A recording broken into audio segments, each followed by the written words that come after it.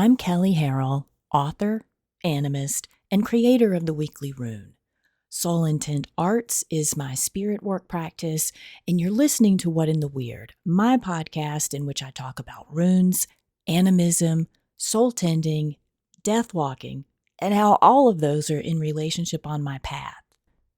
Welcome to the podcast. If this is your first time listening, I'm pleased to have you. What in the Weird is part of a greater exploration of the Elder Futhark as animistic engagement through place-based relationship, which is to say I hold the runes as living animistic beings we are in relationality with through ecosystem and possibly lineage. Why, you ask? I've worked with the runes for almost 40 years and with others for about 30. And for me, the runes are very much alive and engaged in my everyday, as well as heavily coded into my ancestral relationships. So that means I have to be in good relationship with my ecosystem and human persons of the American South settler culture, which means a lot of work. That's my lens. What's yours? There are folks with me on this journey in my Runes for Change community, and also the folks who mentor with me in spirit work and soul tending practice. Most people I talk with express wanting community more than any other aspect of their animistic practice. If that's what you're searching for, I encourage you to check out Runes for Change at soulintentarts.com/join. This membership will give you access to the regular gatherings shaped around various topics, as well as the weekly rune, the 12-month runes class Rune Vatir and Land Vatir on our Discord server, and other classes. We're also in the middle of a book club reading my most recent book, From Elder to Ancestor. With your community membership, you'll also get early releases of this podcast and the Runecast, and other benefits through private sessions as you choose. Runes for Change allows me to do this work and allows others to benefit from it. You can find out more about both of these spaces and other things I teach at my website, soulintentarts.com. And so, in this episode of Working with the Runes as Verbs, we're working with Algiz. I hear people express this one all over the place, so you may hear it pronounced Algiz, Algiz, or Al, with the Galder Al, Algi, El, Elha, Elha, Elha, Elgua. I am not even pretending to have any of that locked down. Don't come at me. Algiz is the second to last rune in the second et. I want to set the stage for a moment in how we arrive at this rune, which I think gives foreshadowing for where the Futhark goes from here. Through the first et, we've learned how to soul inform. We've learned about our consciousness and relationships and what agency comes from putting those two things together. We're jolted from that sweet spot in the second et with hard change that requires us to learn to apply agency in community and to learn to cope with the impact of doing so. By the time we get to Algiz, we've learned a lot about other forces that affect our agency, that our agency impacts others, and that we need better skills for all of the aforementioned. And as much as skill, we need rooted foundational relationship. As an animist, I think that deep, dynamic relationship is required living. And as we move through the rest of the Futhark, it becomes evident why that is. Humaning is hard, and this gentle encouragement we get moving through the traditional order of the Elder Futhark helps us to be better prepared for it if we're open to heeding its wisdom. I think of Algiz as the first reminder since the first et that we are rooted in ecosystem as primary community. It is not separate from our human person community. Side note, I encounter clients all the time who say, I don't like humans. I prefer to work with animals, plants, geographical features, just fill in the blank with some random nature thing, which is all well and good. We have affinities. but we can't throw any part of it out and call ourselves animists.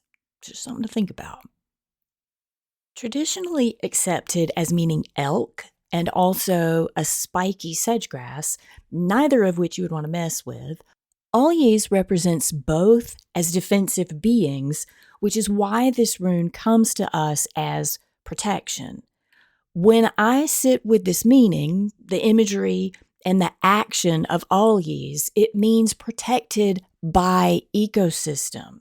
And from an animistic awareness, that implies to be rooted deeply in our ecosystem. That's our verb, to root. When I say we are rooted in our ecosystem, I mean an active participant. We don't just live in the house and pass through ecosystem on the way to the mailbox. We are ecosystem, but we don't realize that in settler culture. We've been taught that nature is outside. It's out there. But if we don't intimately know who we move among every day, all day, how can we expect to be protected? I don't think we can. In fact, I think that as long as we carry that schism from nature, that broken path dynamic, that is, the fall, the wrenching from indigeneity and animism, we aren't and can't be protected, because to be oblivious to our relationality with ecosystem is a base vulnerability. If we can't recognize that we are nature, we definitely can't find kinship with nature, other human persons, spirit persons, ourselves, and we definitely won't try to find it with human persons we can other.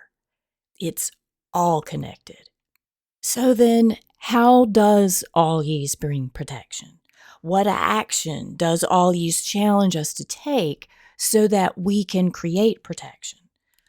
When we engage our ecosystem, not just liminally, but literally, when we make offerings, leave water and food where it's safe and healthy to do so, when we sing and dance to honor our nature spirits, we re-enliven our family bonds with them. It's really not that hard. When we engage them with reciprocity, not just making demands on them as spirit allies, I see that a lot. Many folks who are well-meaning in spiritual practice only take from nature. They use it to anchor themselves after soul work, but they never give back to nature. But when we do these things to express that we see them, we hear them, they reach back to us. That bond is land-based identity. It is land-based protection. The example that I use in my book, Runic Book of Days, is regardless of how protected we are with Algiz, there's no allowance for resting on our laurels. The rune is also akin to that of a splayed hand, indicating stay back. We have to know our boundaries and how to reinforce them. I recently taught a mini class on using witch jars as protection, but I approached it in a more intentionally animistic way than I see other folks creating them. So let me back up for a second. Witch jars are a way of containing intention in form to evoke some sort of change. That could be to increase prosperity, to cut ties with someone, or for protection. There are infinite reasons to purpose a witch jar. The way that I approach them is through relationality. What I mean by that is we began the course about a month before the actual gathering, focusing on relationship with our ecosystem to engage who wanted to work with us in a protective capacity. And for the record, these jars were specifically protecting from the spiritual warfare on the planet right now. So a pretty big job for our animistic magical expression jars. Truly though, think through your relationship to protection. What barriers do you feel around believing or experiencing that you are protected? And by whom? From what? What does safety feel like? Have you ever felt safe? And if not, how can you create that, perhaps by working with Algiz? If you've never felt safe, and even if you have, I propose a meeting of magics with Algiz, in which you can call the protection of this rune in to help you track back through your life to the first memory of safety outdoors. I do this often with clients under a different theming, because what I find is that most people do not recall feeling their safest with humans. A rare few do, but most express having felt safest playing in the rain, sitting with grandma's cat, or picking blueberries in the woods. It's overwhelmingly a memory that isn't human-centric, but is nature-centric. But Kelly, you said at the beginning of this podcast that humans are nature. Why would our memories of first safety center nature without humans? I talk about this conundrum in my most recent book, From Elder to Ancestor, in which I state that we are all born animists. Animism isn't something we used to be. It's something we are and lose sight of as we get older and are pressured to disregard our animistic awareness for more physically productive ways of moving in settler culture. Only a rare few of us were raised by adults, elders who retained that animistic awareness. And as children, we knew that the adults in charge of our care had been disrupted from animistic awareness, and we knew that nature had not. Nature did not fall, and that is who we felt most safe with. That is where we experienced oneness. And I dare say most of us still don't experience oneness with humans because, as I said at the top of the podcast, we don't have community with like aware animistic human persons. How might you further work with Algiz to cultivate relationship with your ecosystem? How might you become so tight with the nature spirits of your place that they move with you, that they go before you into new lands to introduce you? Start with the very basics of who lives and grows in your yard or closest fawn nature space. Note how they engage with the season. Observe if they need something you can safely give without causing harm to the ecosystem, yourself, or others. As you start to lock in on who's there, visit them in an imaginal space. Learn who they are in unseen experience. If possible, ask what they need from you and give it. Make offerings, again, ones that won't tip the balance of things and ones that are safe to leave out. These can be tea leaves, coffee grounds, cornmeal, song, dance, drumming, etc. Think creatively and respond heartfully. When you genuinely engage your ecosystem, you not only establish bonds that protect you everywhere you go, you also begin restoring a planet-wide human nature bond that is felt through all things. This is how we root into relationship to place. This is how we begin to restore our land-based identity. This is how we Algiz. Thank you for listening, especially to the Runes for Change community members who make What in the Weird and the Weekly Rune possible with their financial support. You can receive the weekly Runecast by subscribing to the community on my website, soulandtenarts.com, and click Join in the top menu. If you have questions or insights about working with the runes, runic calendars, soul tending, or if you just want to drop me a line, you can do that at kelly@soulandtenarts.com. That's Kelley @soulandtenarts.com.